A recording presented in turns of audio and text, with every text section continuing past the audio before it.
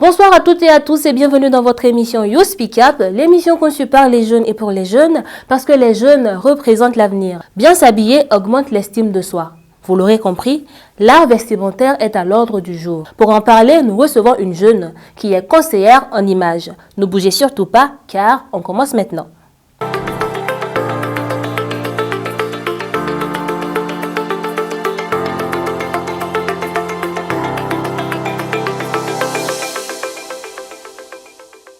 Cynthia qui est communicante des organisations et relations publiques. En plus de cela, elle est passionnée de mode et d'élégance vestimentaire. C'est cette passion qui l'a conduit à s'intéresser au métier de conseil en images. Et c'est d'ailleurs en qualité de telle que nous la recevons sur ce plateau. Cynthia, bonsoir. Bonsoir. Bienvenue et nous sommes ravis de t'avoir sur ce plateau. Plaisir partagé. J'espère que je suis bien habillée d'entrée parce qu'il faudrait que j'ai confiance en moi pour l'émission. J'ai en face de moi une experte, donc j'espère que je suis... La tenue, elle est appropriée. D'accord, merci beaucoup. Je vous en prie. Alors, c'est quoi le métier de conseil en images? D'accord. Le métier de conseiller en images, c'est de permettre aux gens de se valoriser à travers leur style vestimentaire. Et au-delà du style vestimentaire, il faut également prendre en compte les aspects de communication non verbale. Vu que le style vestimentaire, déjà, il fait partie de la communication non verbale. Voilà, c'est de permettre aux gens, dès le premier contact, parce que quand on nous voit, le premier contact déjà, 90%, c'est notre apparence. Sans même qu'on ait à ouvrir la bouche, voilà, déjà, les gens ont déjà une impression de nous. Voilà. Donc, le métier de conseiller en image, c'est de permettre de mettre en valeur cette communication non verbale-là, pour que dès le premier contact, que le message passe, le message que vous souhaitez véhiculer passe à travers votre style vestimentaire et peut-être la gestuelle, la manière de se comporter, ça vient après. D'accord. Est-ce que c'est différent du stylisme, par exemple?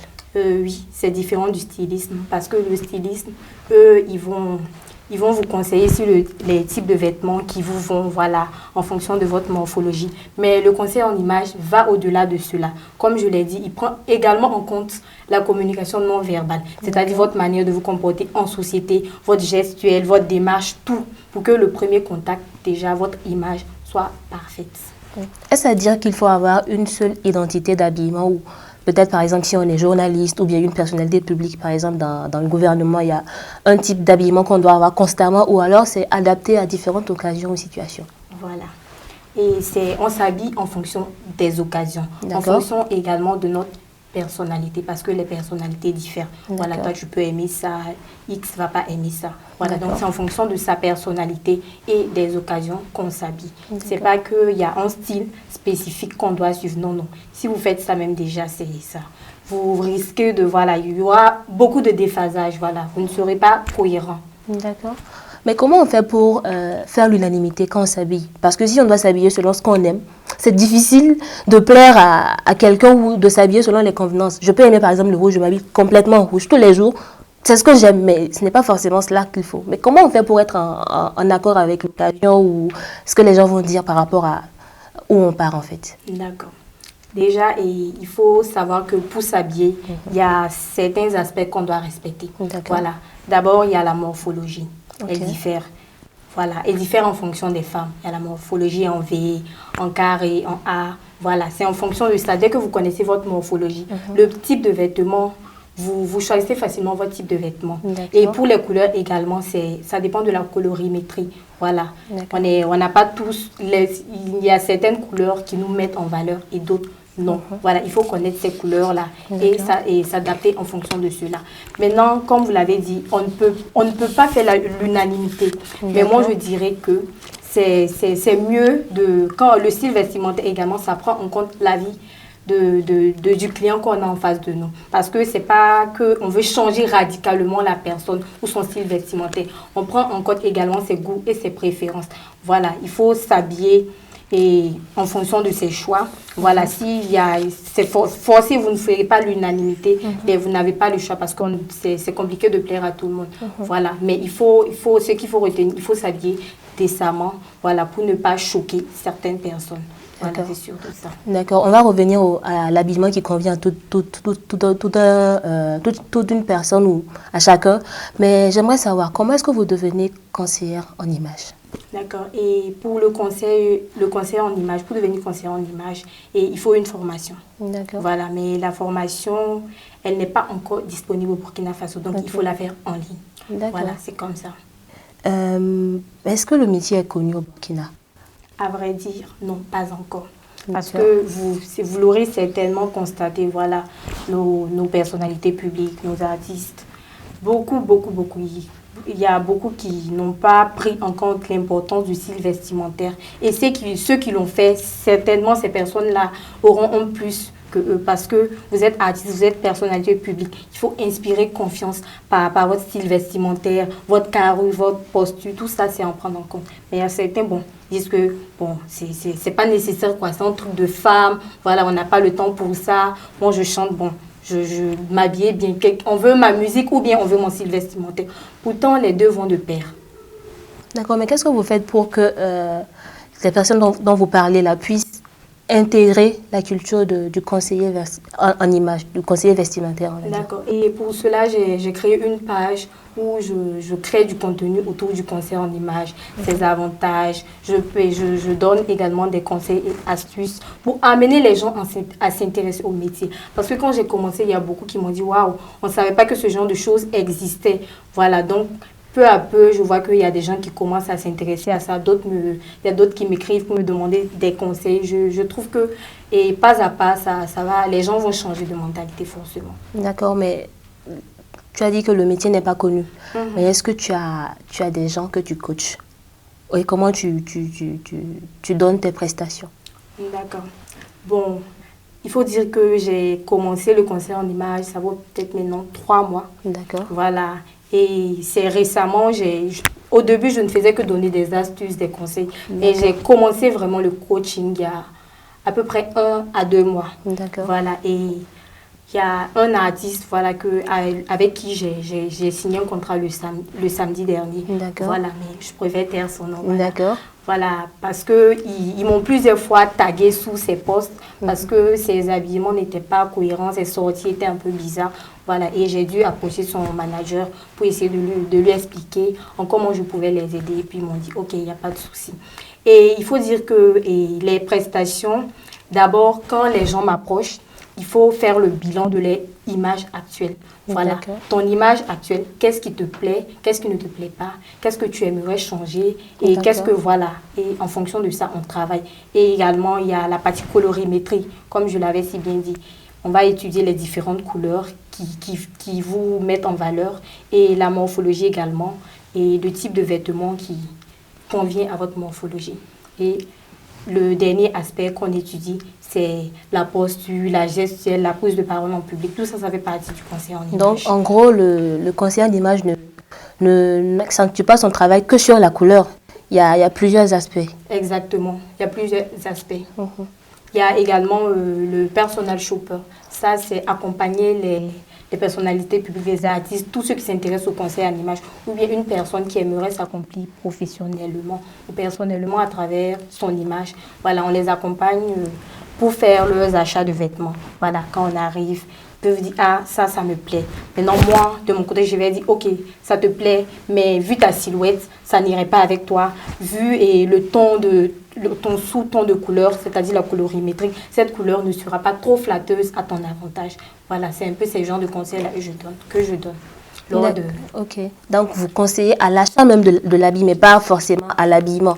Comment est-ce qu'il faut agencer les couleurs? Tout ça, ça fait partie également. Ok, d'accord. Mais j'aimerais savoir, c'est quoi le pire mélange de couleurs qu'on puisse faire en matière d'habillement? Ok. Le pire mélange de couleurs, c'est surtout les couleurs vives. D'accord. Il faut éviter d'associer le couleur. Par exemple, je prends le orange et le jaune. Le jaune, vous voyez que le mélange et la combinaison est déjà ça ne passe pas. Voilà, surtout les couleurs vives. Il faut éviter d'associer les couleurs trop vives. D'accord. Donc, en gros, il faut porter peut-être une couleur vive et puis après une couleur sombre pour atténuer. Voilà, c'est exactement ça. Ok. Mais si on veut paraître voyant, frappant, on peut porter ces couleurs-là. On peut porter, mais mettez le voyant en haut. D'accord. Et voilà, la tenue. Vous voyez un peu le jaune moutarde, vous voyez que c'est un peu frappant. Oui. Et puis voilà, si j'étais trop... Le pantalon aussi était trop vif, ça allait un peu faire. ça. Voilà, raison pour laquelle j'ai hâte de venir avec le bleu marine. D'accord. Et est-ce que, depuis que vous avez commencé, vous avez dit que vous avez signé un contrat avec un artiste récemment, mais est-ce que vous pensez au Burkina déjà que l'engouement, que les gens font des efforts pour soigner leur habillement? Déjà, un constat de l'habillement en général des Burkinabés, pas forcément des artistes ou des personnalités publiques, des Burkinabés en général, qu'on croise dans la rue ou bien, voilà, nos amis et tout. Quel est le constat que vous faites par rapport à leur habillement? D'accord. J'ai constaté qu'il y a beaucoup d'améliorations. D'accord. Mais le souci, c'est que, bon, chacun n'arrive pas à identifier le style vestimentaire qui le convient. On est là, on se copie, on a vu tel apporter ça, voilà, nous tous. On est dans la même dynamique. Pourtant, avec le conseil en image, ça vous permet d'être unique, de connaître votre style vestimentaire. Quand on vous voit, par exemple, il y a quelqu'un qui peut aimer les blazers. Voilà. Quand il s'habille, le vêtement qu'il porte, à chaque fois, il essaie d'associer un type de blazer. Voilà. Donc, dès qu'on voit les blazers, déjà, on identifie la personne. Voilà.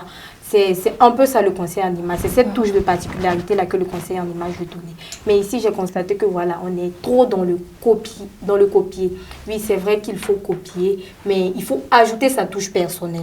Voilà, s'inspirer, pas de copier à la lettre. Copier à la lettre, c'est pas tout le temps. D'accord. Ok, pour toi, quand est-ce qu'on dit qu'une personne est bien habillée? Ok. Pour moi, quand une personne est bien habillée, d'abord, je vais surtout m'accentuer sur la décence. Voilà. D'accord. Voilà. Être bien habillé ne veut pas forcément dire que être sexy, s'exposer et tout. Non, non. Voilà. Surtout la décence. Voilà. Et également le choix des couleurs. Voilà. Et le type de vêtements qu'on a porté. Parce qu'on a vu que X a porté un tel habit. Pourtant, on n'a pas la même morphologie. Voilà. Automatiquement, l'habit est joli. Moi aussi, je veux porter. Pourtant, X et vous n'avez pas la même forme. Voilà. Si vous tenez compte de ces différents aspects-là, c'est sûr que votre habillement, vous serez bien habillé. Voilà, c'est un peu ça. Ok, donc, qui peut s'offrir les services d'un conseiller en image? D'accord. Je dirais que tout le monde. Parce qu'on a tendance à dire que voilà, c'est une histoire de femme et c'est une perte de temps. Pourtant, ce n'est pas le cas. Voilà, il y a même des coachs. Il y a même un coach sportif que je coach, voilà, en conseil en image. Voilà, il y a également une structure. Il y a les entreprises, voilà. Il y a les personnalités publiques, il y a les cadres, il y a les étudiants, tout le monde. Voilà, tant que vous voulez vous accomplir personnellement et professionnellement à travers votre image, apporter une touche de particularité à ce que vous faites, le conseil en image sera très bien pour vous. Voilà, en plus des compétences que vous avez, vous pourrez développer voilà, une image confiante qui inspire confiance aux autres. D'accord. Voilà. Bon, moi, il y a le côté entreprise qui m'intéresse. Quand vous coachez une entreprise pour son image, est-ce que c'est l'habillement des employés ou peut-être du manager ou alors c'est l'image même de l'entreprise? Je comprends. D'accord. Étant donné que j'ai fait la communication en image, voilà, je fais intervenir cette compétence-là pour les entreprises. Les entreprises, c'est leur image, voilà, c'est-à-dire leur logo, leur identité visuelle. Il y a également prendre en compte comment les travailleurs s'habillent. Est-ce que la vision, la mission de l'entreprise qu'ils essayent de véhiculer, est-ce que c'est la bonne? C'est tout ça qui rentre dans le cadre de conseil en image d'une entreprise. Ce n'est pas juste le style vestimentaire. Ok. Au Burkina Faso, on est en train de tendre vers le consommation local. On porte beaucoup plus le Faso d'Anfani maintenant, le Cocodona.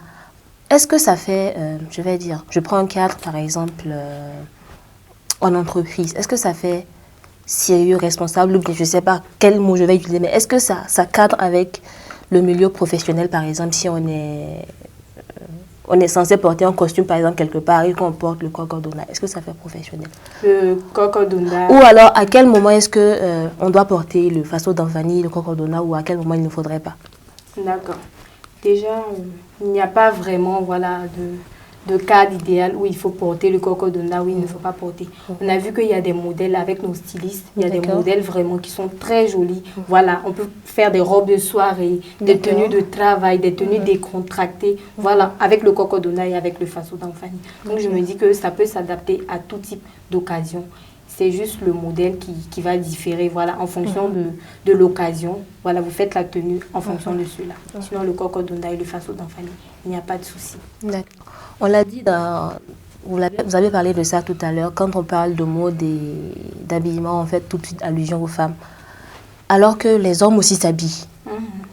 Mais qu'est-ce que vous pensez de cela, du fait qu'on mette ça juste sur les femmes, quand on parle de swag, voilà, d'habillement, c'est juste sur les femmes, alors que les hommes doivent s'habiller?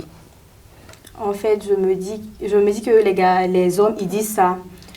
Inconsciemment, ils ne savent pas même que eux également, ils aiment la mode. Parce que il n'y a pas cette personne-là qui n'achète pas de vêtements, qui n'achète pas de chaussures, qui ne veut pas être bien habillée. Voilà, ils ne l'assument peut-être pas, sinon eux également, voilà, ils aiment la mode, ils essaient de paraître bien habillés, classe et tout, voilà. Mais sans langue de bois, qu'est-ce que tu penses du style vestimentaire des hommes au Burkina? Parce que moi, je ne suis pas conseillère en image, mais vraiment j'ai des écœurements à des moments donnés. Qu'est-ce que toi tu penses vraiment du style vestimentaire des hommes au Burkina? Ok, en toute franchise, je trouve qu'il y a beaucoup à faire. Beaucoup. Merci. Au moins, on est d'accord sur ce point. Je sais que je ne suis pas zéro dans le domaine quand même. Oui, c'est ça. Il y a beaucoup de choses à faire. Parce que le style actuellement, il n'est pas trop, voilà. Je sais pas quel mot utiliser, mais c'est comme je l'ai dit. Voilà. Ok. À quel niveau, par exemple, on pourrait changer quelque chose? Parce que, bon, je sais pas, je n'ai pas une image de quelqu'un comme ça, habillé, mais souvent, on voit les jeunes, quand ils veulent s'habiller, ils portent un maillot, je ne sais pas de quelle équipe, un maillot avec un jean. Et le jean, bon, si c'est un jean à couleur unique, on peut comprendre. Souvent, c'est un jean bleu et un peu délavé à quelques endroits, avec des cordes quelque part là sur les jambes. Et il met des, je sais pas des baskets, il met des souliers en bas. Un style comme ça là. Est-ce que ça passe? Non, franchement, ça ne passe pas. Ok. Mais c'est déjà moi, ce que je peux dire, c'est la sensibilisation. C'est surtout commencer par la sensibilisation. Parce qu'il y a de ces personnes, tu vas aller parler de style vestimentaire, c'est déjà la bagarre. Voilà. C'est d'essayer de sensibiliser les gens. Voilà, votre image compte. Voilà, il faut essayer de la présenter sur son plus beau jour. Voilà, et ce que vous dites également et concernant les jeans, les pantalons, c'est comme je l'ai dit. Et on copie. Et de la mauvaise manière, en fait. Voilà, on a vu que on était là portant un jean avec les cordes. Voilà, c'est très joli avec waouh. Demain, je copie le même style, typiquement. Pourtant, souvent, c'est pas adapté, voilà, aux circonstances. Mais quand vous allez vouloir parler, voilà, d'autres vont mal le prendre parce qu'ils vont dire que, voilà, vous êtes qui Ça m'est déjà arrivé. J'ai voulu, une fois, j'ai fait un post où j'ai voulu parler d'une personnalité publique. Voilà, j'ai dit que, voilà, son habillement n'était pas adapté. J'ai dit, il manquait ça.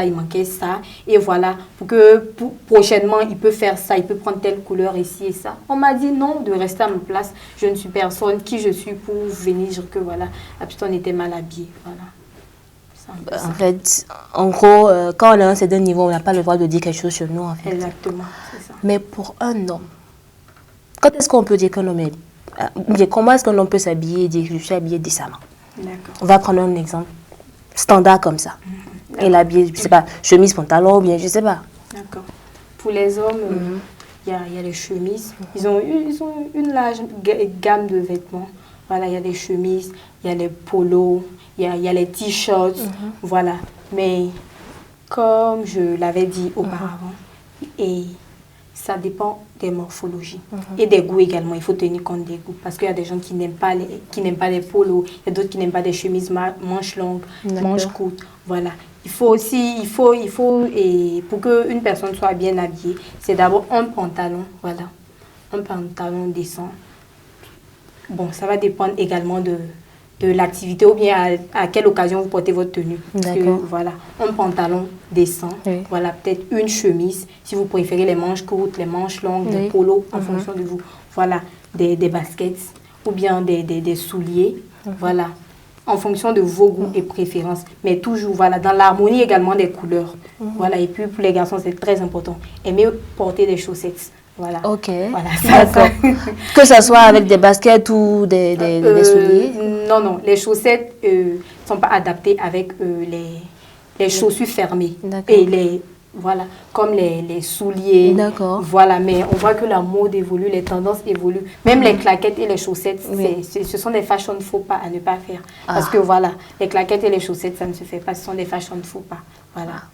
Donc, mais vu que les tendances évoluent, la mode évolue, voilà, il y a certaines personnes qui essaient de casser les causes. Et puis bon, ça prend, ça marche quoi. Donc, d'autres essayent de suivre également ça. Voilà, c'est un peu ça. D'accord, on l'a dit, vous avez fait une formation en communication, vous êtes aussi community manager. Et en plus d'être conseiller en image, vous gérez plusieurs choses. Comment vous faites? C'est quoi la recette pour réussir à jongler toutes ces activités-là? D'accord. Déjà, il faut beaucoup de discipline. D'accord. Voilà. Et de discipline et de planification. D'accord. Voilà. Et pour le conseil en image et pour le community manager, pardon, ce n'est pas toujours à plein temps. Voilà, c'est surtout du télétravail. Voilà, vous êtes à distance et vous gérez les pages, vous créez des contenus et vous envoyez aux différentes structures pour lesquelles vous travaillez. Et eux, maintenant, ils se chargent peut-être de partager ou bien de publier, pardon, ou vous pouvez publier à leur place. Voilà, c'est un peu ça. J'ai fait le tour en fait sur ta page Facebook et j'ai vu que tu as commencé, ou bien je vais dire, tu veux commencer à faire des publications et donner des astuces sur les questions d'habillement, d'image et tout. Ça rime à quoi en fait? D'accord. C'est parti d'un constat. D'accord. Voilà, parce que j'ai remarqué que les gens, ils négligeaient beaucoup leur apparence, les styles vestimentaires. Voilà, et j'ai dit pourquoi pas créer une page où je pourrais partager du contenu autour des styles vestimentaires appropriés et en fonction des occasions, les couleurs, les morphologies. Voilà, pour que les gens sachent que leur style et leur apparence, leur style vestimentaire, ça compte pour beaucoup dans leur communication, dans leur branding.